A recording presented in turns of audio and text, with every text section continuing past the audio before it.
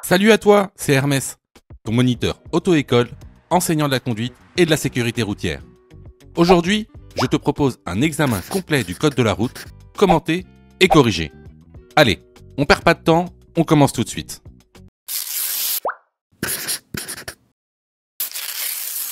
Question numéro 1. Dans cette situation, réponse A, je ralentis, réponse B, je maintiens l'allure.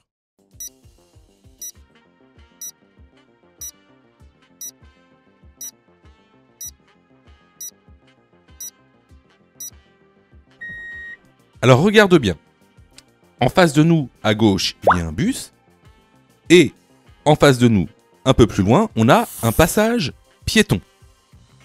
Donc, qu'est-ce qui va se passer concrètement ? Ici, le bus va obstruer ton champ de vision, ce qui va créer un angle mort. Et sur cet angle mort, il est possible qu'un piéton veuille traverser la rue, et ce piéton, pour l'instant, tu ne le vois pas. Donc, ici, la bonne réponse est la réponse A, je ralentis. Question numéro 2. Je m'insère devant le camion. Oui, réponse A, non, réponse B. Je m'insère derrière le camion. Oui, réponse C, non, réponse D.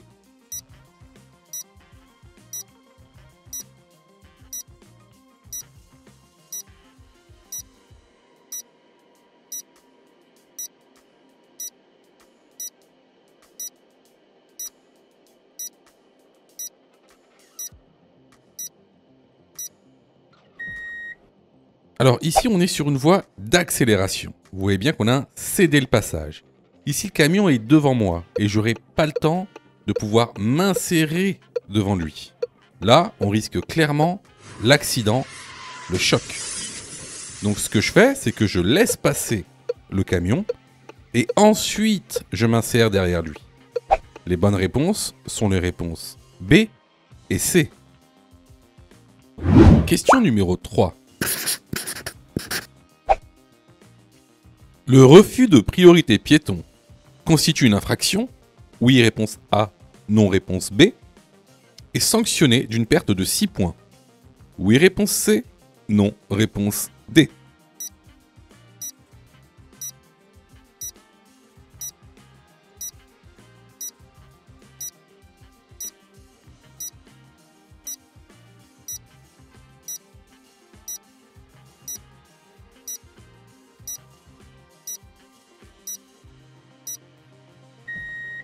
Alors, refuser la priorité à un piéton constitue donc une infraction. Elle est sanctionnée d'une contravention de classe 4, c'est-à-dire une perte de 6 points et une amende de 135 €. Donc ici, les bonnes réponses vont être les réponses A et C. Question numéro 4. La signalisation indique une succession de virages dangereux dont le premier est à gauche. Oui, réponse A, non, réponse B. Que j'ai la priorité à la prochaine intersection. Oui, réponse C, non, réponse D.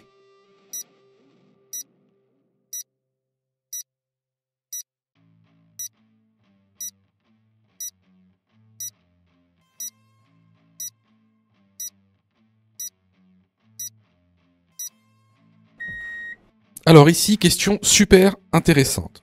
Alors déjà, on a ce panneau. Que veut dire ce panneau ? C'est un panneau de danger qui nous avertit d'une succession de virages dangereux dont le premier est à gauche, comme le montre le petit dessin. Alors, il y a le pendant de ce panneau qui indique une succession de virages dangereux dont le premier est à droite, comme le montre le petit dessin. Vous voyez, le virage commence à droite. Ensuite, la signalisation indique que j'ai la priorité à la prochaine intersection. Oui, ce panneau est un panneau de priorité qui indique que j'ai la priorité à la prochaine intersection. Au-delà de ça, regardez bien, les panneaux, il y a un panneau au-dessus de l'autre. Donc le panneau de virage dangereux est au-dessus du panneau de priorité d'intersection. Et ça, ça a une signification. C'est pas là par hasard. Et je sais que beaucoup d'entre vous, là, se posent des questions, se disent, mais qu'est-ce qu'il raconte?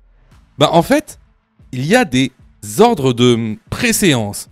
C'est-à-dire que lorsqu'un panneau est au-dessus de l'autre, qu'est-ce que ça veut dire? Ça veut dire que le panneau du bas concerne le panneau du haut. Ce qu'on appelle un ordre de préséance. Et là, qu'est-ce que ça veut dire exactement dans cette situation? Ça veut dire que vous serez prioritaire à la prochaine intersection qui se trouvera dans la zone de virage dangereux. C'est ça que ça veut dire. Pour en revenir à la question, la signalisation indique une succession de virages dangereux dont le premier est à gauche, la bonne réponse est la réponse A, que j'ai la priorité à la prochaine intersection, la bonne réponse est la réponse C. Question numéro 5. Adopter une éco-conduite, c'est réponse A, rouler plus vite, réponse B, préparer son itinéraire, réponse C, limiter la climatisation, réponse D, alléger le véhicule.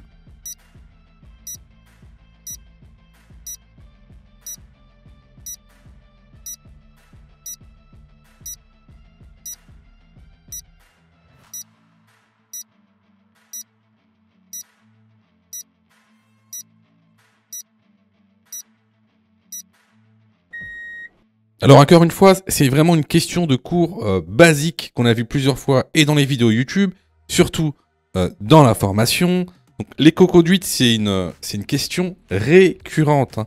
Vous avez en général 2 à 3 questions sur l'éco-conduite dans les tests officiels, comme celui-ci. Donc je vous incite fortement à vous former, même autre part.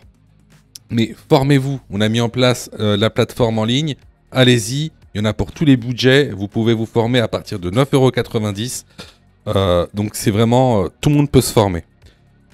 Donc ici, je vous montre donc un des documents qu'il y a dans la formation sur qu'est-ce que c'est que l'éco-conduite.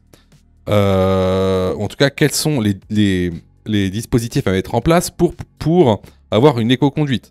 Donc il y en a 10. Hein, il y a 10 dispositifs à mettre en place. Notamment donc préparer son itinéraire, limiter la climatisation, alléger le véhicule.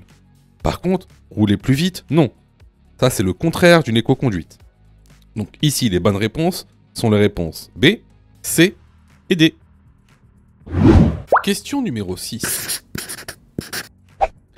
Je souhaite aller tout droit. Le véhicule en face souhaite tourner à l'intersection. Réponse A, je m'engage avant qu'il tourne. Réponse B, je le laisse tourner, puis je m'engage.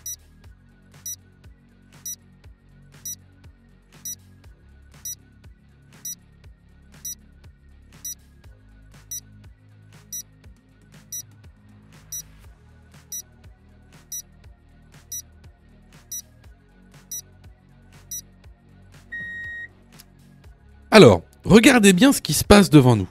Devant nous, on a un camion qui a ses feux stop allumés. On peut même entrevoir, devant le camion, vous avez sur le côté droit, un bus qui est à l'arrêt, également. Donc la circulation devant nous est à l'arrêt. On se retrouve sur une intersection où en face de nous, on a une voiture qui, elle, veut tourner à droite ou à sa gauche. Si je m'engage tout de suite, avant que la voiture ne tourne, qu'est-ce qui va se passer? Il va se passer que je vais bloquer l'intersection. C'est-à-dire que la circulation en face et la circulation dans la voie dans laquelle je suis seront toutes les deux bloquées. Donc c'est interdit de faire ça. On n'a pas le droit de bloquer une intersection, même si le feu est au vert. Donc là, qu'est-ce que je fais? Je m'arrête au feu, je laisse passer les véhicules qui veulent tourner, puis lorsque la circulation devant moi repartira, je pourrai m'engager. Donc, la bonne réponse ici est la réponse B. Question numéro 7. La fatigue est responsable de 1/3 des accidents sur autoroute. Oui, réponse A. Non, réponse B.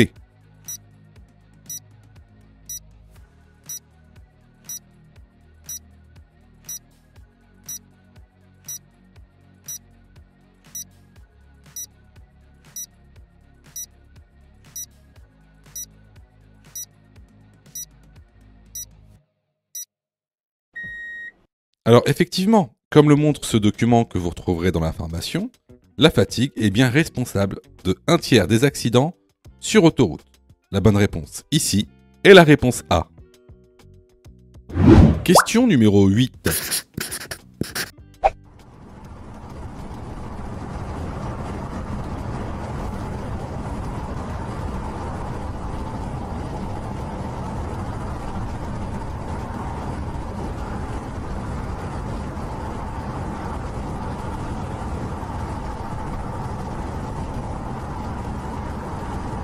Le régulateur. Le régulateur est activé. Je continue le dépassement. Oui, réponse A. Non, réponse B. Je reste sur ma voie. Oui, réponse C. Non, réponse D.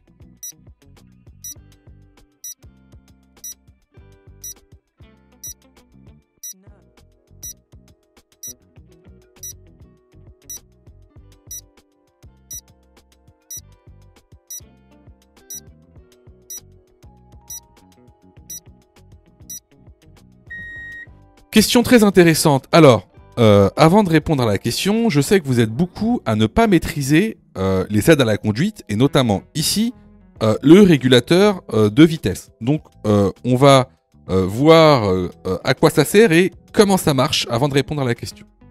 Donc déjà, un régulateur de vitesse, à quoi ça sert?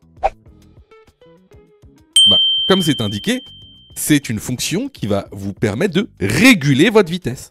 En gros, c'est une fonction qui va vous permettre de rouler à une vitesse que vous aurez choisie sans même avoir touché les pédales. Alors, comment ça fonctionne concrètement le régulateur de vitesse? Alors, pour mettre en service le régulateur de vitesse, il faut appuyer sur le contacteur Mode pour sélectionner la fonction de régulateur de vitesse. Ensuite, il y a un petit témoin qui s'allume et le message régulateur prêt, 7 pour activer, apparaît sur le tableau de bord. Donc là, il attend que tu mettes une vitesse. Donc pour définir la vitesse, donc tu pousses la commande 7 plus pour augmenter la vitesse ou 7 moins pour la diminuer. Donc après, vous allez avoir un petit témoin qui va s'allumer en vert, ici 70. Donc là, tu peux retirer ton pied de la pédale d'accélérateur. Tu pourras désactiver le régulateur tout simplement en appuyant sur la pédale de frein. Alors, pour répondre à la question, ici, vous avez bien vu dans la vidéo que le véhicule qui est à droite roule à la même vitesse que nous. Ni on s'y approche, ni on s'y éloigne. Donc là, effectivement, je ne fais pas continuer le déplacement. Ça ne sert strictement à rien. Est-ce que je reste sur ma voie? Eh bien non. Pourquoi je reste pas sur ma voie? Parce que je suis là sur la voie de gauche. Et en France, on roule à droite. Il est strictement interdit de rouler sur la voie de gauche. La voie de gauche est une voie de dépassement. Hein, et c'est seulement une voie de dépassement. Donc une fois que vous avez dépassé un véhicule, faut vous rabattre à droite. Ici, on ne peut pas dépasser le véhicule. Donc, on se rabat dès que possible à droite, je ne reste pas sur ma voie. Les bonnes réponses ici sont les réponses B et D. Question numéro 9. Je suis sur autoroute. Je peux dépasser ce camion. Oui, réponse A. Non, réponse B.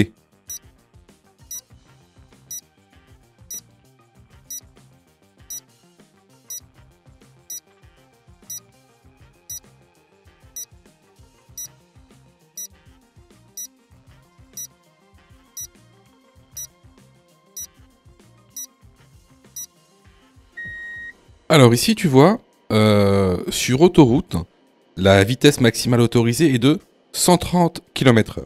Ou même en probatoire, on est à 110 km/h. Alors, il faut que tu saches que pour les poids lourds, donc pour les véhicules de plus de 3,5 tonnes, la vitesse maximale autorisée est de 90 km/h. Donc, au minimum, entre toi et le camion, dans cette situation, il y a 20 km/h de différence, ce qui est énorme. Donc, je suis sur la voie de gauche, je suis sur autoroute, je peux dépasser ce camion. La bonne réponse, ici, est la réponse A. Question numéro 10.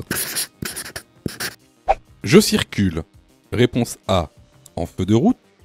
Réponse B, en feu de croisement. Réponse C, en feu de brouillard avant. Réponse D, en feu de brouillard arrière.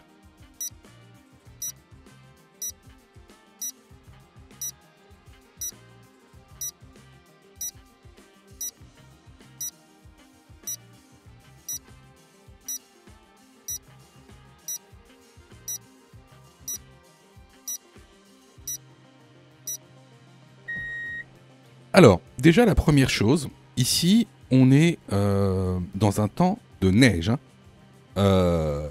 Il faut savoir que par temps de neige, il est interdit d'utiliser ces feux de route.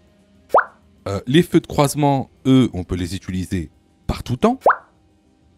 Maintenant, la complexité, c'est de savoir si on peut utiliser ces feux de brouillard avant ou ces feux de brouillard arrière par temps de neige. Alors, pour ça, il y a un moyen mnémotechnique très simple hein, qui est utilisé dans toutes les auto-écoles. C'est le moyen mnémotechnique du BN. Alors, c'est simple. Vous prenez un BN qui symbolisera une voiture. Donc, dans la voiture, à l'avant, il y a les parents. Les parents, eux, ce sont des adultes. Ils vont à la BNP. Ils vont à la banque, la BNP. Donc, brouillard, neige et pluie. Donc, vous pouvez utiliser vos feux de brouillard à l'avant lorsque il y a du brouillard, de la neige ou de la pluie. Les enfants, eux, sont à l'arrière. Et qu'est-ce que font les enfants? Ben, ils mangent des BN, brouillard et neige. Donc, vous pouvez utiliser vos feux de brouillard arrière partant de brouillard et de neige. C'est facile. Les parents sont à l'avant et vont à la BNP, brouillard, neige, pluie. Les enfants sont à l'arrière, mangent des BN, brouillard et neige. Donc on peut utiliser ces feux de brouillard avant et arrière lorsqu'il neige ou qu'il y a du brouillard. Les bonnes réponses ici sont les réponses B, C et D. Question numéro 11. Je sors du véhicule. Je vérifie mon angle mort. Oui, réponse A, non, réponse B. J'ouvre la portière avec la main droite. Oui, réponse C, non, réponse D.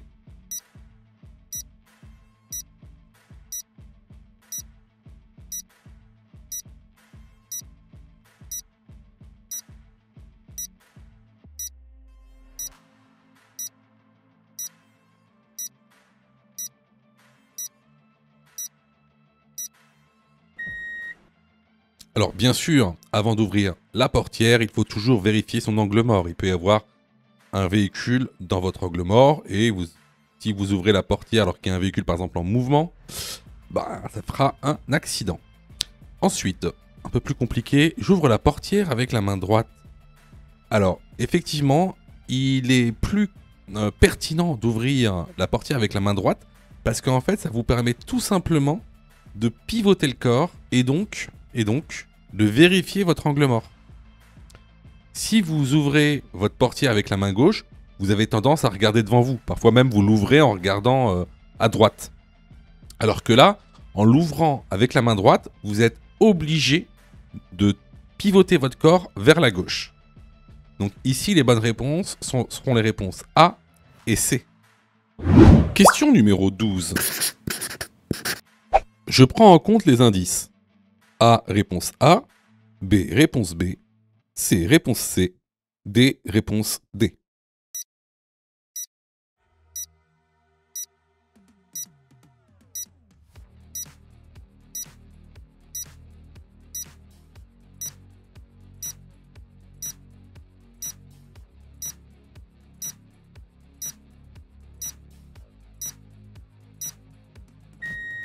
Alors ici, on est sur une voie d'insertion. Bien sûr, il faut prendre en compte la signalisation, le céder le passage en A, notre vitesse en D, bien sûr, les usagers qu'il y a derrière nous en B. Par contre, le camion qui circule en sens inverse sur une route en plus à chaussée séparée n'a aucune utilité. Donc ici, les bonnes réponses vont être les réponses A, B et D. Question numéro 13. Je suis en train de secourir cette victime qui est inconsciente. Je dois, réponse A, vérifier une hémorragie externe. Réponse B, appeler les secours. Réponse C, la mettre en position latérale de sécurité. Réponse D, la déplacer en sécurité sur le trottoir.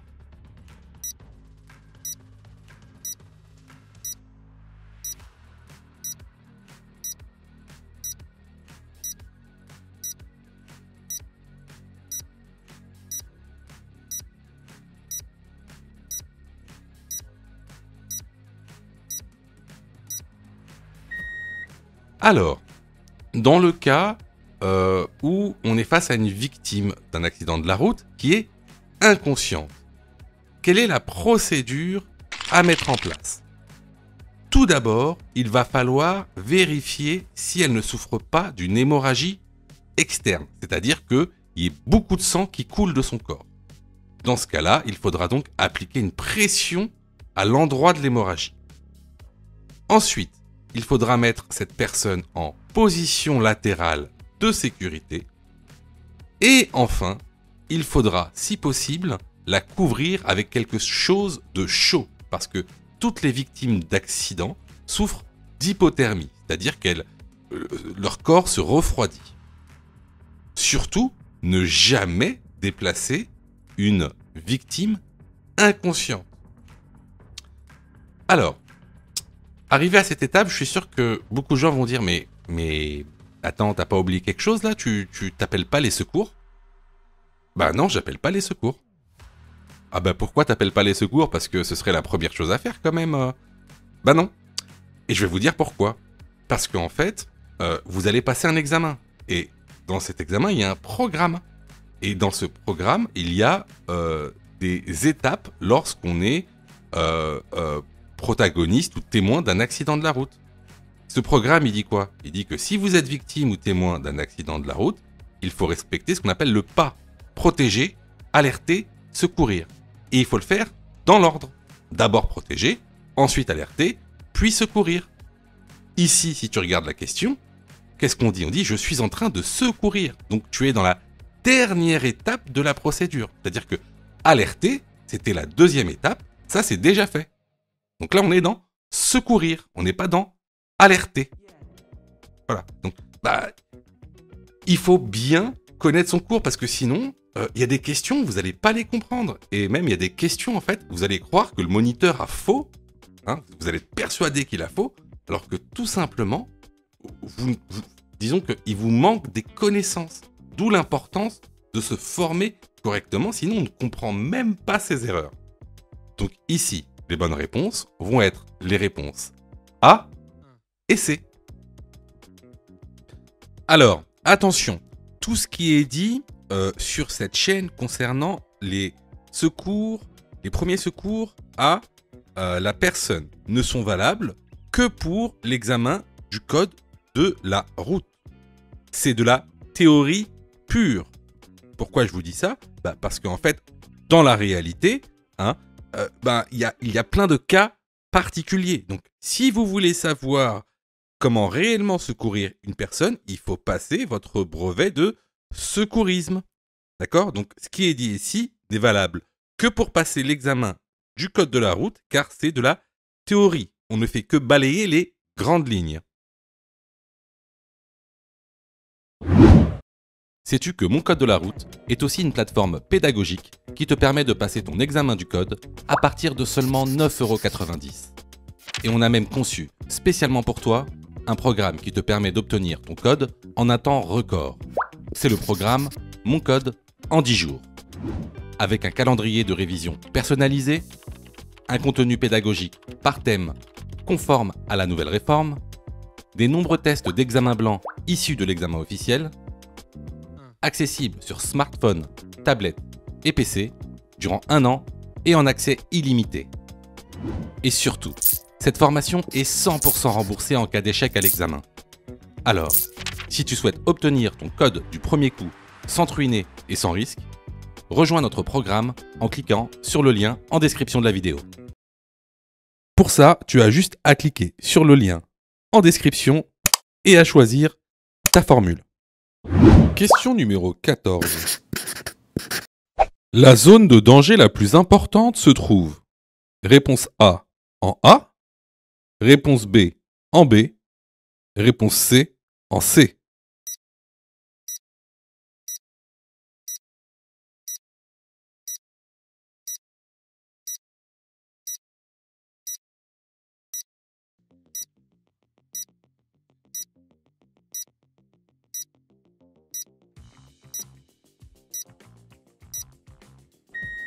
Alors, ici, si tu remarques bien, la zone de danger la plus importante, elle se trouvera en B. Pourquoi ? Parce que c'est la zone de danger la plus proche. Est-ce que la zone A est une zone de danger ?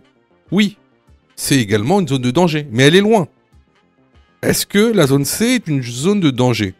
Oui, on est sur une intersection, il y a une voiture qui s'engage dans une intersection, c'est une zone de danger également. Mais regardez en B. En B, on a le montant de la voiture qui nous cache en fait le passage piéton.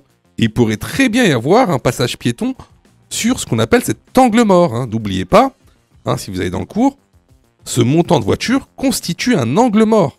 Et ici, croyez-moi que même dans la réalité, vous ne verrez pas le piéton s'il y a un piéton qui a juste derrière. Donc ici, la zone de danger la plus importante se trouve en B. La bonne réponse est la réponse B. Question numéro 15. Les piétons ont la priorité sur les tramways dans les zones de rencontre. Oui, réponse A. Non, réponse B.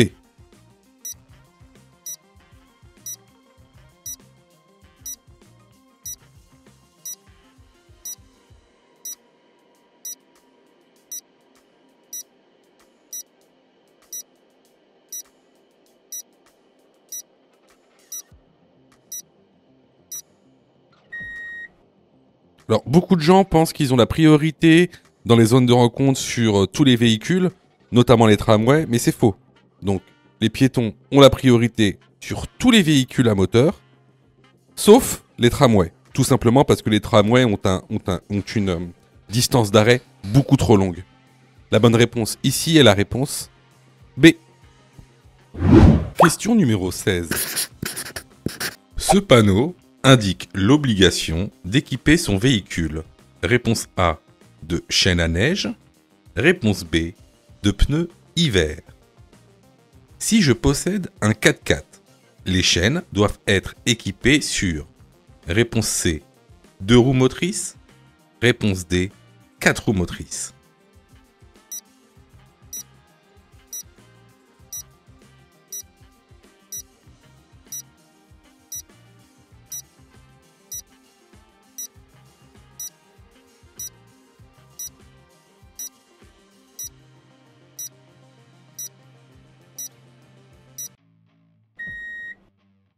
Alors, ce panneau, il est vraiment très spécifique.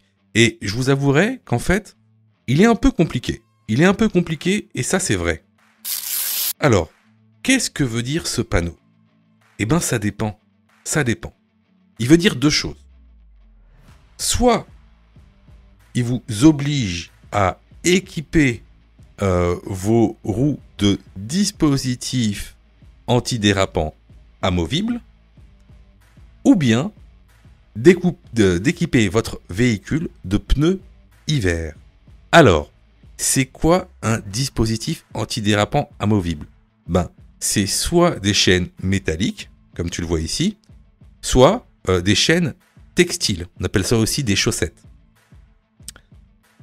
Les pneus hiver, c'est quoi ?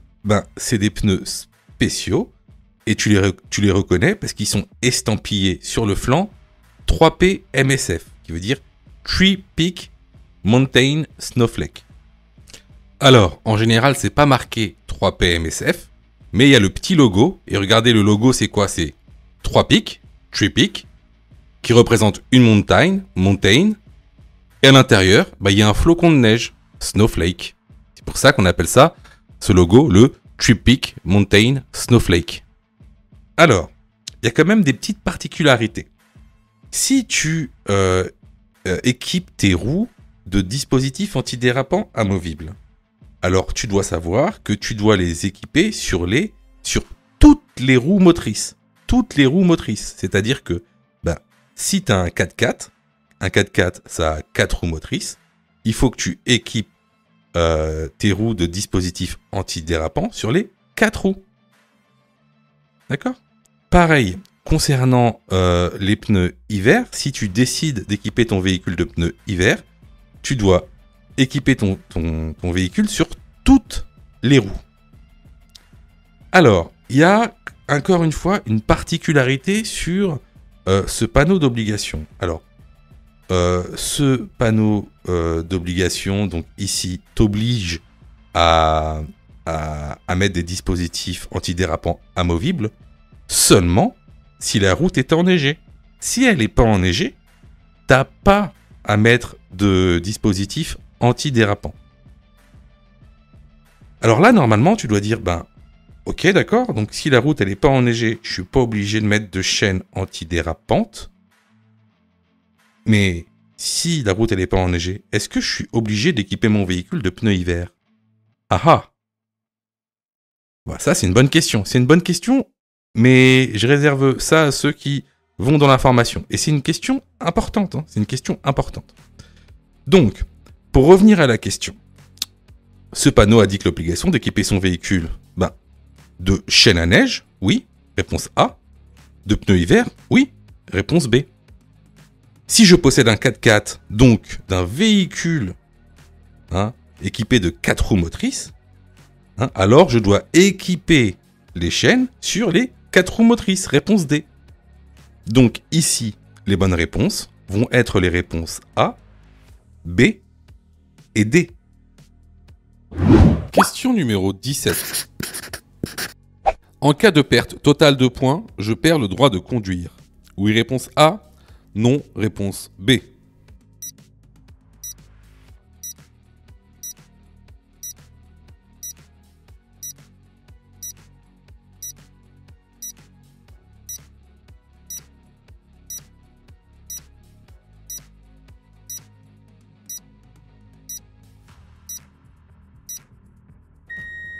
Alors, pour beaucoup de personnes, cette question va paraître évidente. En fait, elle n'est pas si évidente que ça. Dans certains cas, vous pouvez continuer à conduire, même si vous n'avez pas tous les points. Mais en général, lorsque vous perdez vos points, donc 12 points pour ceux qui sont plus en probatoire, 6 points pour ceux qui sont en probatoire, si vous n'avez plus de points sur votre permis de conduire, vous n'avez plus le droit de conduire. Donc la bonne réponse ici est la réponse A. Question numéro 18.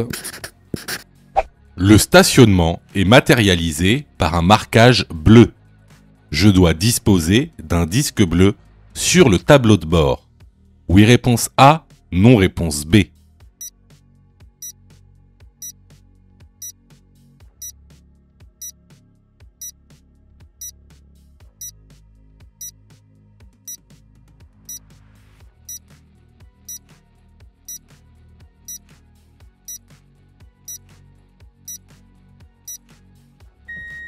Alors, comme tu peux le voir, le stationnement est délimité par des lignes bleues.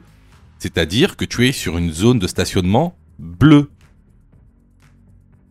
Donc, le stationnement est gratuit, limité dans le temps, et tu dois apposer ton disque bleu sur le tableau de bord avec l'heure d'arrivée au stationnement. La bonne réponse ici est la réponse A. Je vois que tu es super motivé pour avoir ton code. Alors, soutiens la chaîne en t'abonnant et surtout en activant les notifications afin d'être prévenu des dernières vidéos mises en ligne. Question numéro 19. Dans cette situation, réponse A, je klaxonne. Réponse B, je fais des appels de feu stop. Réponse C, j'accélère. Réponse D, je me prépare à m'arrêter.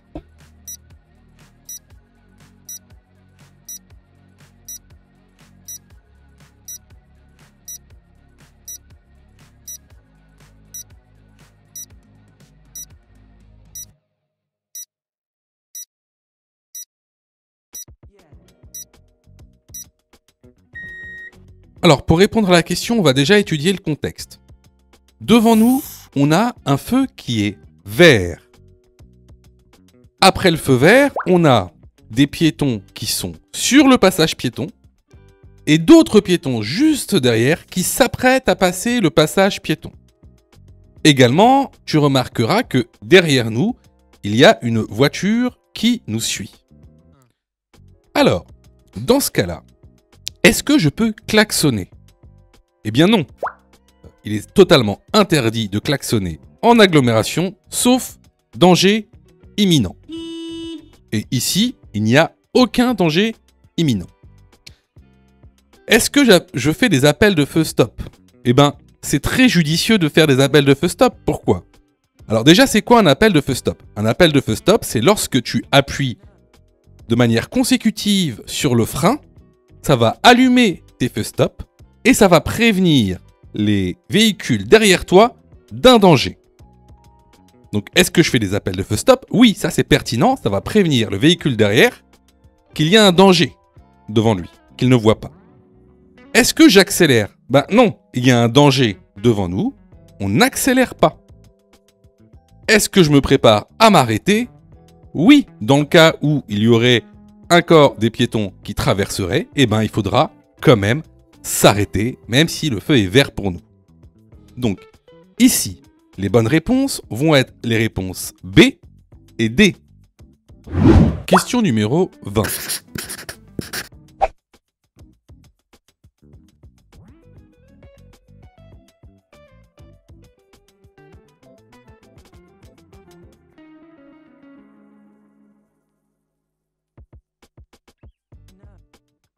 Je peux dépasser le véhicule blanc. Oui, réponse A, non, réponse B.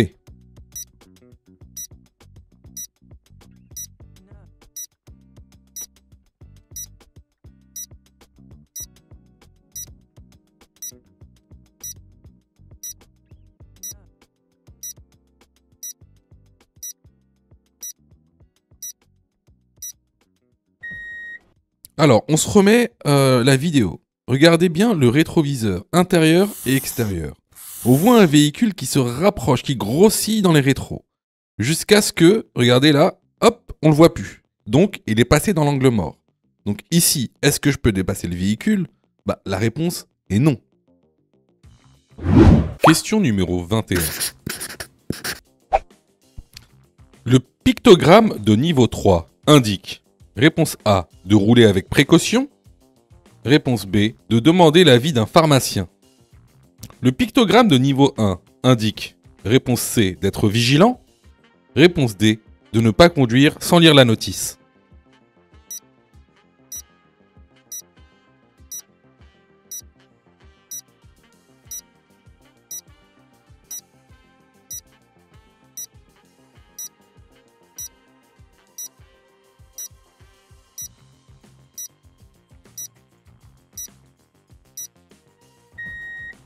Alors là, encore une fois, une question de cours.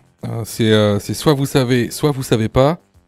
Alors, donc vous savez que ces pictogrammes sont les pictogrammes qu'il y a sur les médicaments. Donc le pictogramme de niveau 3 vous informe que pour reprendre la conduite, il faut demander l'avis d'un médecin et non pas d'un pharmacien. Concernant le pictogramme de niveau 1, il vous indique de ne pas conduire sans avoir lu la notice.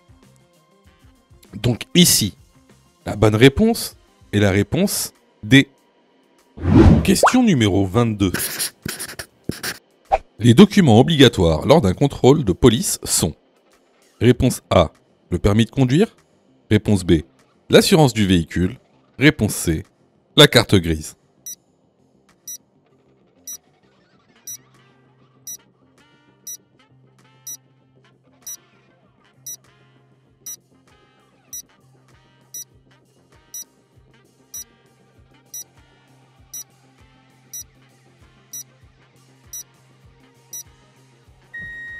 Alors, les documents obligatoires lors d'un contrôle de police sont: le permis de conduire, la carte grise et la preuve du contrôle technique. Ça peut être tout simplement le timbre collé sur la carte grise. Mais vous n'êtes pas obligé de montrer votre contrôle technique. Sachez que l'assurance n'est plus obligatoire à bord d'un véhicule, tout simplement parce que maintenant ils ont un fichier. Donc c'est le fichier FVA, le fichier des véhicules assurés, et donc ils peuvent vérifier par eux-mêmes avec le numéro d'immatriculation si vous êtes assuré ou non.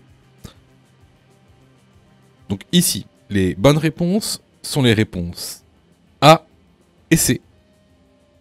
Question numéro 23. Ce véhicule sort de sa place de parking. Réponse A, je freine brusquement. Réponse B, je place mon pied devant le frein. Réponse C, j'accélère.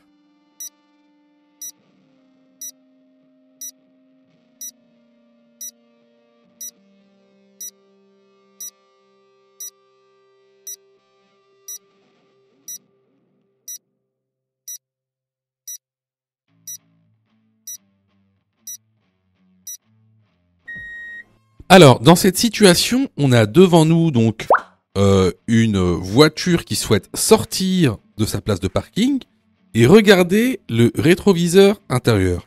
On a une voiture qui nous colle de très proche. Donc, si je freine brusquement, ce qui va se passer, c'est que la voiture derrière risque de me taper. Si j'accélère et que la voiture sort brusquement de son emplacement, je risque aussi, moi, de taper la voiture qui sort de son emplacement de parking. Donc ce que je fais ici, c'est que je maintiens mon allure et je place mon pied devant le frein au cas où, si la voiture sort brusquement. Donc ici, la bonne réponse est la réponse B. Question numéro 24. Hors agglomération, je souhaite dépasser ce cycliste.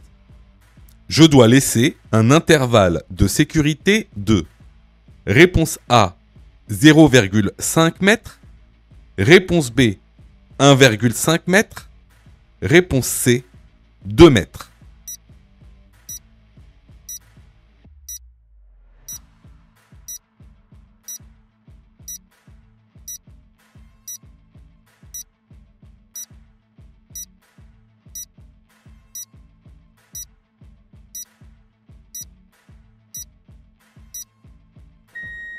Alors, ici, la question précise qu'on est hors agglomération. Donc, hors agglomération, pour dépasser ce cycliste, je dois laisser un intervalle de sécurité de 1,50 m.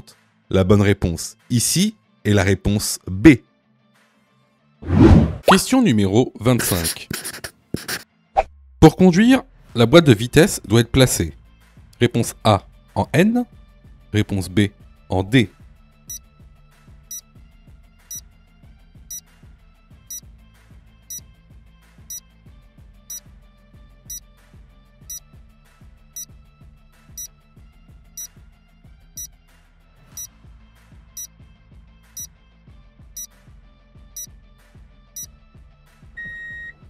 Alors ici, tu vois, on est dans une voiture à boîte automatique. Alors, chaque lettre a une signification. Les lettres sont en anglais, ça il faut le savoir. Alors, le P, c'est pour parking. Ça, c'est quand tu es en stationnement. Le R, c'est pour reverse. Ça, c'est pour la marche arrière. Le N, c'est pour neutral. ça c'est le point mort. Le D, c'est pour drive, ça c'est pour conduire. Et le S, c'est pour séquentiel, ça c'est si ta voiture a une boîte séquentielle. Donc ici, pour conduire, il faut placer la boîte de vitesse sur D. La bonne réponse ici est la réponse B. Les vidéos sont totalement gratuites, donc abonne-toi pour aider la chaîne et surtout, active les notifications pour être prévenu des dernières vidéos et avoir ton code beaucoup plus rapidement. Question numéro 26.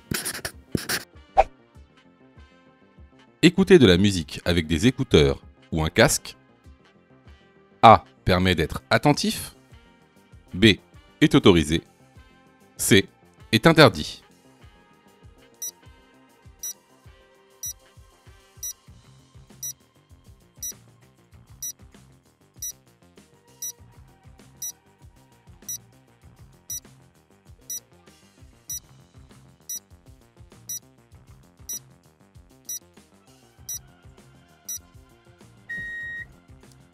Si vous écoutez de la musique avec des écouteurs ou un casque, vous n'allez pas pouvoir entendre, par exemple, les autres véhicules à moteur, que ce soit des voitures ou des scooters.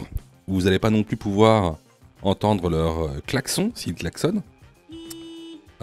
Et aussi, surtout, vous n'allez pas pouvoir entendre des sirènes des véhicules d'intérêt généraux. Par exemple, la police ou les pompiers.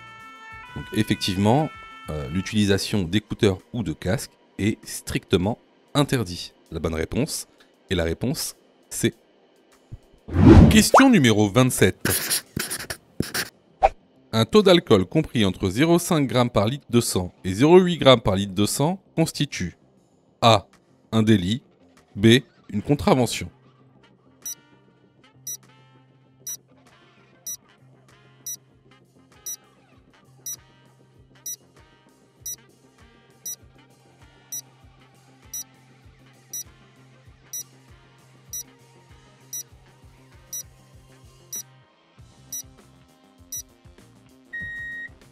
Alors, encore une fois, on va pas s'attarder sur cette question parce que c'est du cours. Donc, comme vous le savez, entre 0,5 g et 0,8 g par litre de sang, on est sur une contravention. Au-delà de 0,8 g, on est dans un délit. Donc, la bonne réponse ici est la réponse B. Question numéro 28. Réponse A, je ralentis. Réponse B, je passe. Réponse C, je m'arrête. Réponse D, je cède le passage.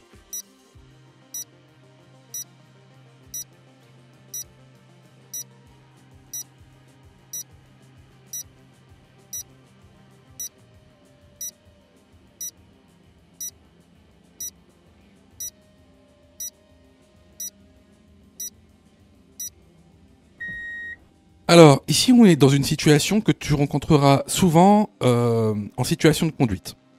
Alors là, le feu est vert pour nous et il y a des piétons qui sont à l'arrêt là au niveau du passage piéton. Donc, si le feu est vert pour nous, c'est qu'il est rouge pour les piétons. Donc, le piéton n'a pas à être là. Donc ici, on va pas s'arrêter pour qu'il passe, ni lui céder le passage. On va ralentir au cas où si inopinément il se met à courir ou à vouloir passer. Mais je ralentis et je passe. Ici même, ça va être beaucoup plus dangereux de s'arrêter. Pourquoi ? Parce que si je m'arrête, regardez bien au-dessus sur le rétroviseur, j'ai une voiture derrière moi. Peut-être qu'elle n'a pas vu le piéton.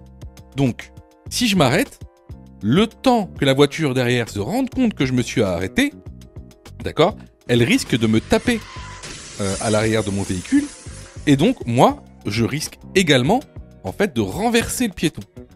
Hein, donc on va même aggraver la situation si on s'arrête à ce moment-là. Donc ici, les bonnes réponses vont être les réponses A et B. Je vous incite fortement à vous former, ça vous évitera beaucoup de problèmes. Par exemple, le fait de repayer pour repasser votre code pour à peine quelques points de raté. Donc, pour ça, je vous conseille vraiment de vous former. Alors, c'est bien de faire des exercices, c'est bien de faire des tests, des examens blancs, mais d'abord, il faut connaître son cours. Donc, nous, on a mis en place une plateforme pédagogique pour tous les budgets et pour tous les besoins. Donc, vous avez donc la plus petite formule, qu'on appelle la formule basique, à 9,90 € par semaine. Celle-ci, elle est réservée à ceux qui ont déjà passé leur code et qui veulent une remise à niveau pendant une semaine. Ensuite, vous avez la formule standard qui, elle, est valable pendant 1 an en illimité. Elle est à 19,90 €. Elle est valable 1 an en illimité. Cette formule, elle est réservée plutôt aux personnes qui n'ont jamais passé le code. Donc, à l'intérieur de la formule, tu auras tous les cours pédagogiques par thème, tous les exercices d'entraînement par thème, 30 examens officiels avec plus de 1200 questions commentées et corrections détaillées, toutes les fiches pédagogiques. Tu auras aussi droit à un suivi personnalisé pour voir ta progression et une équipe qui sera là pour répondre à tes questions. Ça, c'est pour les personnes qui n'ont jamais passé le code. Ensuite, vous avez pour ceux qui veulent obtenir leur code rapidement, vous avez la formule « Mon code en 10 jours » qui vous permet de passer votre code en 10 jours. Alors, cette formule-là, elle est spécifique. Elle a des modules pédagogiques spécifiques, accélérés, des fiches mémotechniques, des cours condensés avec l'essentiel, des exercices pédagogiques d'entraînement et un calendrier d'apprentissage personnalisé. Bien sûr, tu auras le droit à tous les cours pédagogiques aussi, toutes les fiches pédagogiques, tous les examens officiels, les 1200 questions commentées et détaillées. Et tu auras aussi un suivi personnalisé. Donc cette formation, elle est aussi valable pendant 1 an en illimité. Et en plus, elle est remboursée à 100% si tu échoues ton code. Donc tu auras juste à envoyer la preuve de ton échec et tu seras automatiquement remboursé. Ensuite, on a une dernière formule. Ça, c'est plutôt pour les personnes qui viennent d'arriver en France et qui aimeraient avoir des informations sur le passage du code et le passage du permis. Par exemple, les différents types de permis qui existent. Le permis normal, le permis accompagné, le permis encadré, le permis supervisé. Et aussi, si tu veux savoir comment tu peux te faire financer ton permis de conduire. Tous les organismes de financement qui peuvent financer soit à 100%, soit de manière partielle, ton permis. Bon, ça c'est réservé aux personnes qui viennent d'arriver en France et qui veulent avoir leur code. Donc voilà, on a voulu que ce soit une plateforme pour que tout le monde puisse se former au code de la route. Donc il y en a pour tous les budgets et surtout, il y en a pour tous les besoins parce que chaque personne a des besoins différents. Donc je vous incite vraiment à aller dans la formation. Alors pour y aller, c'est très simple. Dans chaque vidéo, vous voyez, vous allez dans description et il y a un lien vraiment en début de description. Donc il y a un lien, tu cliques dessus, hein, tu cliques sur le lien, oui, il y a marqué plateforme de formation en ligne. Tu cliques sur le lien, ce lien te ramène directement sur le site internet et là tu cliques sur la formule qui te correspond. Ensuite, il ne te reste plus qu'à souscrire à la formation et tu auras accès directement donc à ton espace élève, à toute la plateforme pédagogique. Question numéro 29. La voiture est bien garée. Oui, réponse A. Non, réponse B.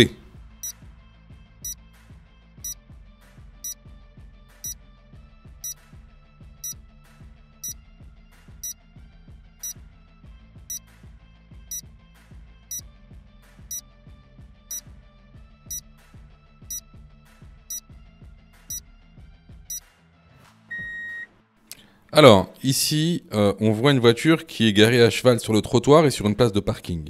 Alors, sachez que se garer sur un trottoir, c'est ce qu'on appelle un stationnement très gênant.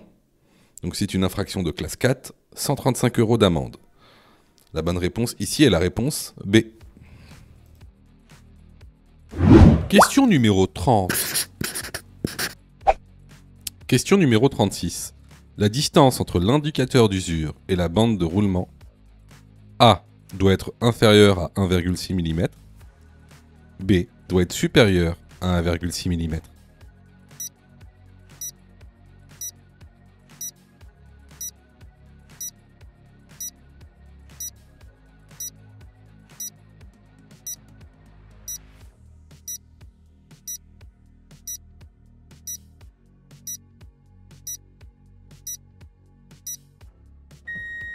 Alors, sachez qu'avec la nouvelle réforme, donc le code a pris une autre ampleur, et vous avez énormément de questions sur les équipements.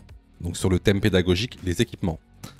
Ça peut être les roues, ça peut être le moteur, ça peut être la carrosserie, ça peut être les freins, peu importe les équipements. Donc il faut vraiment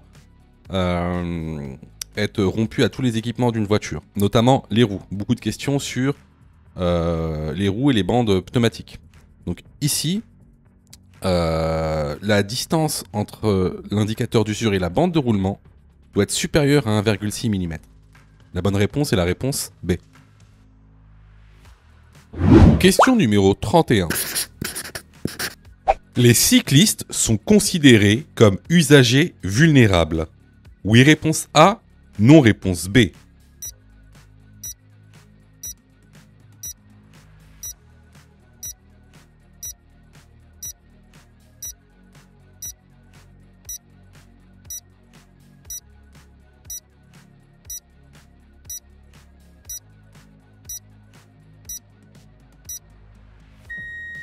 Alors, oui, effectivement, ce sont des usagers vulnérables.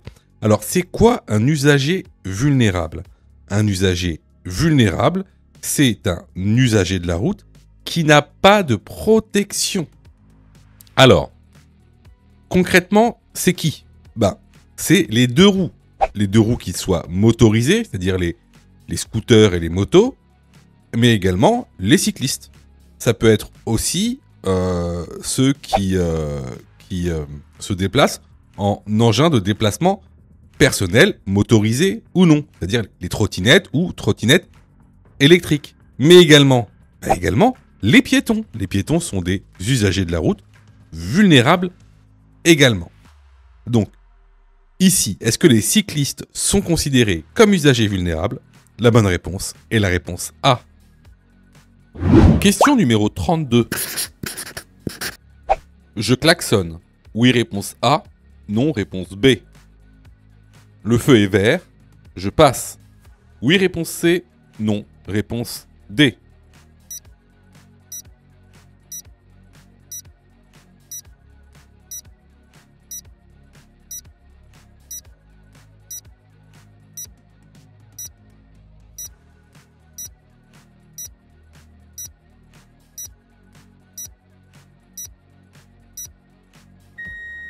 Alors ici, on peut voir deux choses. Déjà, à droite, le feu vert. Ensuite, devant nous, qu'est-ce qu'on a devant nous? On a une voiture qui est à l'arrêt. Pourquoi on sait qu'elle est à l'arrêt? Parce qu'en fait, elle a les feux stop allumés, en rouge. Alors, dans ce cas-là, je rentre dans une intersection qui est bouchée.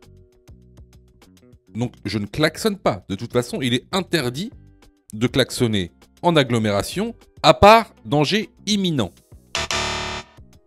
Ici, certes, le feu est vert, mais l'intersection est bouchée. Donc, je reste là où je suis. Je ne passe pas. Les bonnes réponses ici sont les réponses B et D.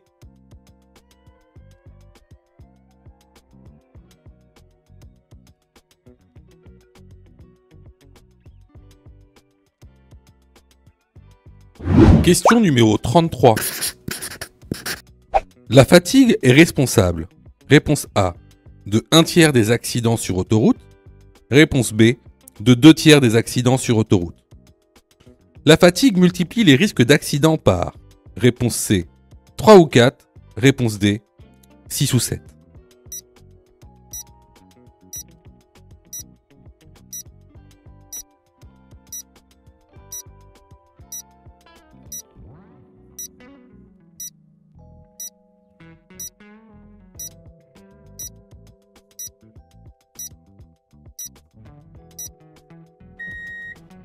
Là, c'est vraiment une question, vous savez ou vous savez pas, quoi. Donc ici, je vous mets effectivement le document que vous retrouverez dans la formation. Donc, la fatigue est responsable donc d'1/3 des accidents sur autoroute et multiplie les risques d'accident par 3 ou 4. Les bonnes réponses ici sont les réponses A et C. Je vous invite fortement à aller dans la formation. Hein, on vous expliquera tout.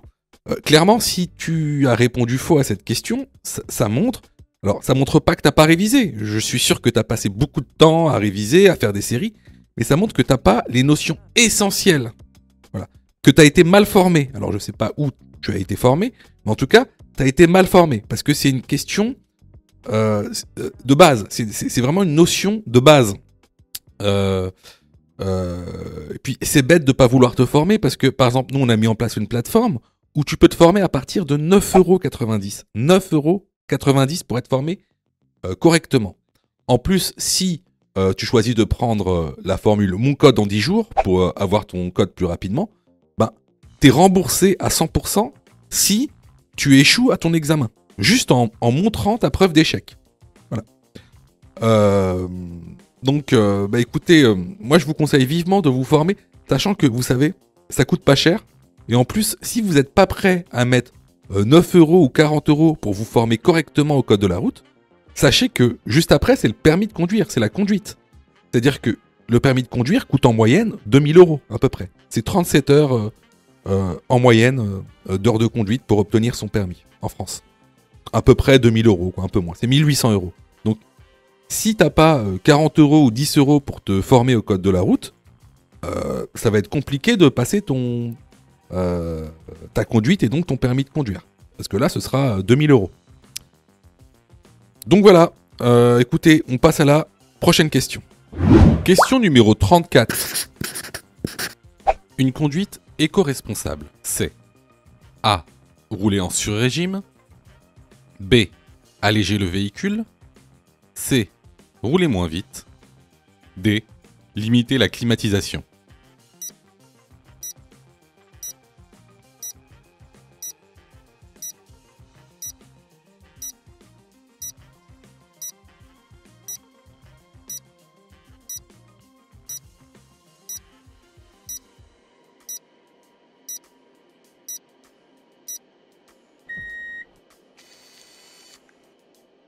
Alors, une conduite éco-responsable, c'est une conduite qui est écologique et économique.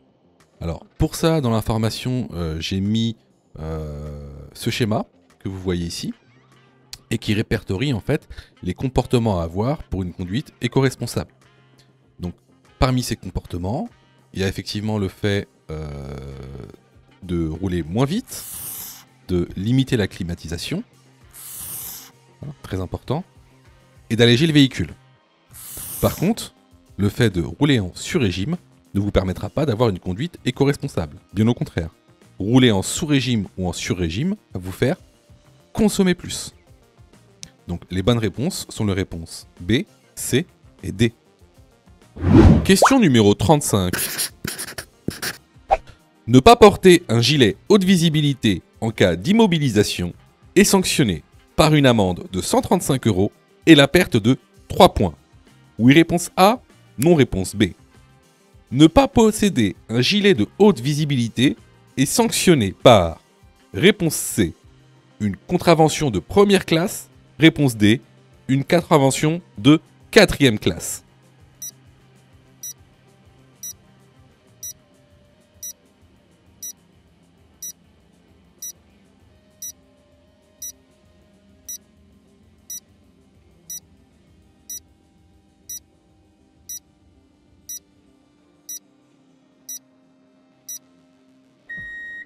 Alors, tu dois savoir qu'en cas d'immobilisation, il est obligatoire de porter un gilet de haute visibilité avec le marquage CE. Sinon, tu seras sanctionné d'une amende de 135 €. Il n'y a pas de perte de points. Également, tu dois obligatoirement posséder dans ton véhicule un gilet jaune. Dans le cas contraire, tu peux être sanctionné par une contravention de première classe. Les bonnes réponses ici sont les réponses B et C. Si tu aimes le contenu, alors prends quelques secondes pour liker la vidéo. C'est très important. Cela nous permet d'être mieux référencés et donc de te présenter encore plus de vidéos pour que tu puisses obtenir ton code le plus rapidement possible. Question numéro 36. Ce panneau indique A. Une bande cyclable. B. Une piste cyclable. C. Un débouché de vélo.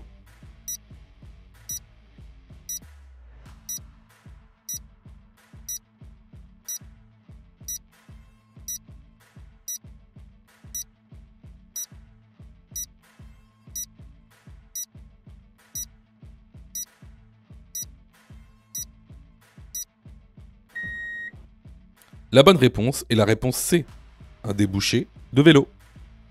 Question numéro 37. Pour ouvrir le capot, je dois activer, réponse A, une commande se trouvant sous le capot seulement. Réponse B, une commande se trouvant dans le véhicule seulement. Réponse C, une commande se trouvant dans le véhicule et sous le capot.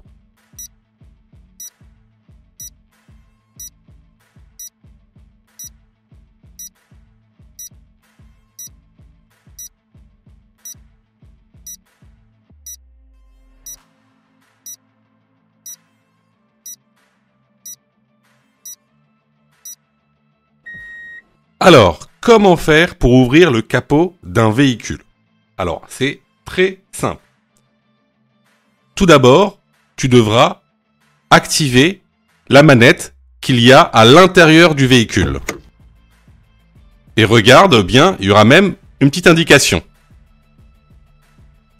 Ensuite, une fois devant le capot, il y a une manette qui se situe en dessous sur la fente.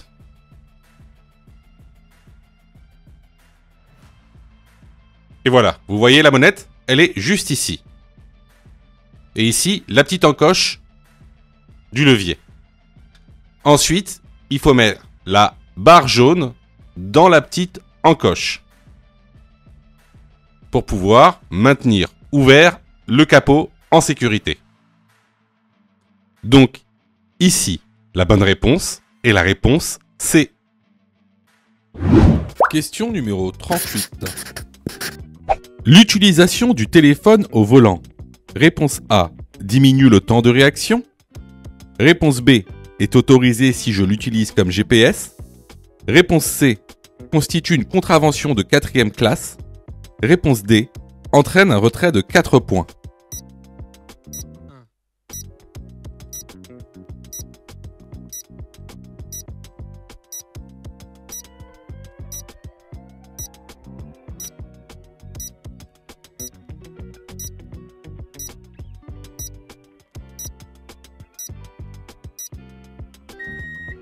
Alors, l'utilisation du téléphone au volant est strictement interdite. Premièrement, elle augmente le temps de réaction. Elle ne le diminue pas, elle augmente le temps de réaction. On ne peut pas utiliser son téléphone au volant comme GPS. Si vous voulez utiliser votre téléphone comme GPS, il faut le programmer avant de conduire et ensuite ne plus le toucher quand vous êtes au volant. Vous n'avez pas le droit de toucher votre téléphone au volant. Ensuite, en termes d'infraction, c'est une infraction qui constitue une contravention de 4e classe et qui entraîne un retrait de 3 points et non de 4 points. La bonne réponse ici est la réponse C. Alors là, c'était vraiment une question de cours qu'on voit régulièrement dans l'information. Donc, si vous avez eu foi à cette question, vraiment, je vous incite vraiment à vous former, que ce soit chez nous ou ailleurs. Alors, je reçois plusieurs messages de votre part, d'ailleurs je vous en remercie. Alors, vous me posez souvent 2 questions. Alors, la première c'est quand est-ce que je suis prêt pour passer mon code? Et la deuxième c'est est-ce que je dois suivre la formation? Alors, tout d'abord, on va répondre à la première question. Quand est-ce que tu es prêt pour passer ton code? C'est très simple. Si tu fais moins de 5 fautes sur les 5 dernières séries d'examens blancs que tu as fait, alors tu es prêt à passer le code de la route. Donc attention, ça veut dire qu'il faut que sur les 5 dernières séries que tu as faites, de manière consécutive, il n'y a pas une seule série où tu as fait plus de 5 fautes. Donc si tu as fait plus de 5 fautes à une seule série, il faut que tu continues à faire des examens blancs. La deuxième question. Est-ce que il serait mieux pour moi de prendre une formation? Alors, là, c'est pareil. Si tu fais 8 fautes ou plus sur les 5 dernières séries d'examens blancs que tu as faites, alors, il est vivement conseillé de te former. Ça veut tout simplement dire que il te manque certaines notions essentielles. Ça ne veut pas dire que tu connais pas ton cours, ça veut dire qu'il te manque des notions essentielles pour pouvoir progresser. Et clairement, c'est pas en faisant des examens blancs que tu vas progresser. Tu vas même plutôt stagner. Voilà. Donc, si tu as fait 8 fautes ou plus sur l'une des 5 dernières séries que tu as faites, je te conseille vivement de te former. Surtout que on a mis en place donc une plateforme pédagogique qui répond vraiment à tous vos besoins. On a fait en sorte que tout le monde puisse se former au code de la route. Vous avez la formule standard, par exemple, qui est à 19,90 € par an. Donc vous payez une fois 19,90 € et vous avez le droit à toute la plateforme pendant 1 an en illimité, avec tous les cours, tous les 10 thèmes, plus de 1200 questions issues de l'examen officiel, commentées et corrigées. Vous avez pour ceux, par exemple, qui veulent passer leur code rapidement, la formule à mon code en 10 jours, pour passer son code en 10 jours, qui est à 39,90 € par an, en illimité. Et en plus, si vous ratez votre code, eh ben vous êtes 100% remboursé, seulement en envoyant votre preuve d'échec. Sinon, pour ceux qui le souhaitent, vous avez la plus petite formule, la formule basique, qui est à 9,90 € par semaine. Celle-ci, c'est une formule qui est hebdomadaire, qui en général est réservée à ceux qui ont déjà passé leur code et qui ont échoué. C'est une sorte de remise à niveau. Donc, vraiment, il y en a pour tous les besoins et il y en a aussi pour tous les prix. Et c'est vraiment pas cher. Ce serait bête de rater son code alors que vous auriez pu vous former pour 9,90 €. Allez, on reprend la série. Question numéro 39. Je circule sur autoroute. La vitesse maximale autorisée est de réponse A, 50 km/h. Réponse B, 110 km/h. Réponse C, 130 km/h.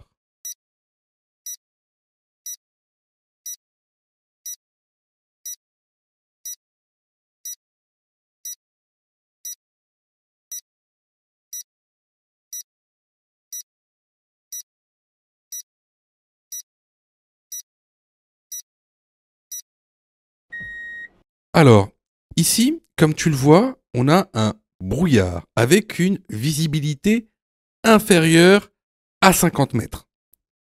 Donc, la règle, c'est que la vitesse maximale autorisée est de 50 km/h, comme le montre ce document que tu pourras retrouver dans l'information.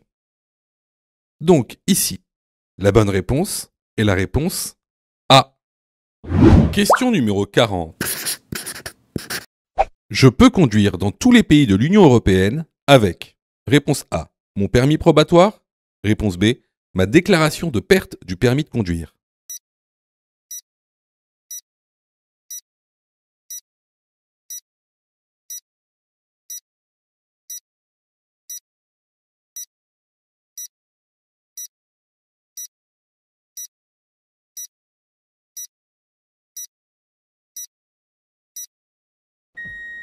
Alors sachez qu'il est interdit de circuler en Union européenne seulement avec votre déclaration de perte du permis de conduire. Par contre, vous pouvez rouler avec votre permis probatoire. Donc ici, la bonne réponse est la réponse A. Si tu as fait 8 fautes ou plus, ne panique pas. Rejoins-nous sur notre plateforme pédagogique en ligne en cliquant sur le lien en description de la vidéo. Tu pourras alors choisir la formule qui te convient. N'oublie pas de liker la vidéo et de t'abonner pour recevoir toutes les dernières notifications. Tu peux aussi continuer à t'entraîner en cliquant sur l'une des vidéos qui s'affichent.